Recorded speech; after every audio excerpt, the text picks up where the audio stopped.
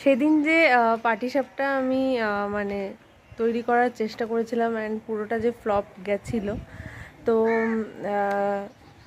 মানে হ্যাঁ মানে আমি কিছুটা হলেও একটু সারপ্রাইজ হয়েছিলাম যে এটা কী করে হলো, যে লাইক একদমই হলো না।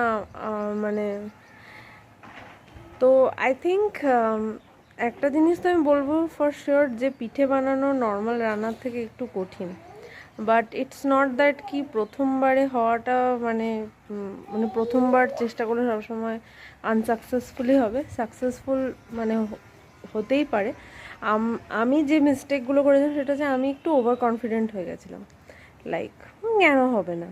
বিকজ আজ পর্যন্ত যে কোনো রান্নাই হতে পারে প্রথম চেষ্টায় অতটা টেস্টি হয়নি বা অতটা দুর্দান্ত খেতে হয়নি, বাট একদম ফ্লপ গেছে এটা কোনো দিন হয়নি।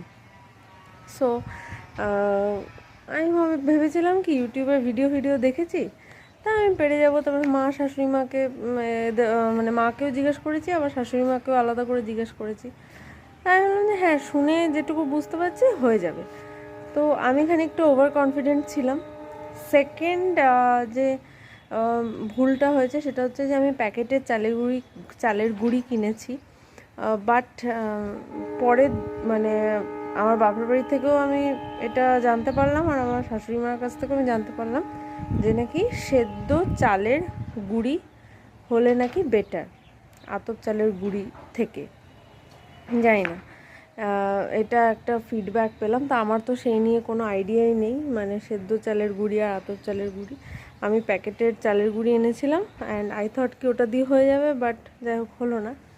আর একটা যেটা মিস্টেক আমার মনে হয় আমি করেছি সেটা হচ্ছে যে আমার মনে হয় চালের গুঁড়ির পরিমাণটা আমি একটু বেশি দিয়েছিলাম, তার জন্য হতে পারে। বা হয়তো মিষ্টিটা বেশি ছিল, তার জন্য হয়তো ফ্লপ হয়েছে।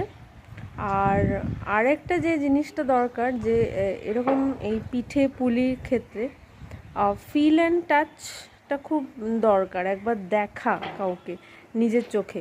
হ্যাঁ, তো আমার হয়তো মানে লাস্ট ক্লাস 10-এ পড়তাম, 10, 11, 12-এ পড়তাম, মানে 2010 থেকে 2012 সেই সময় হয়তো লাস্ট আমি আমার মাকে দেখেছি করতে। তারপরে তো আমি ব্যাঙ্গালোরেই থাকতাম, তারপরে বিয়ে হয়ে যায়। বিয়ের পরও 2 বছর আমি শ্বশুরবাড়িতে ছিলাম, যখন মানে আমার শাশুড়ি মা পিঠে বানিয়েছিল। বাট প্রথম বছরটা আমি অতটা ধ্যান দিইনি, আর তার পরের বছর যখন আমি পিঠে খেয়েছিলাম তো মা অলরেডি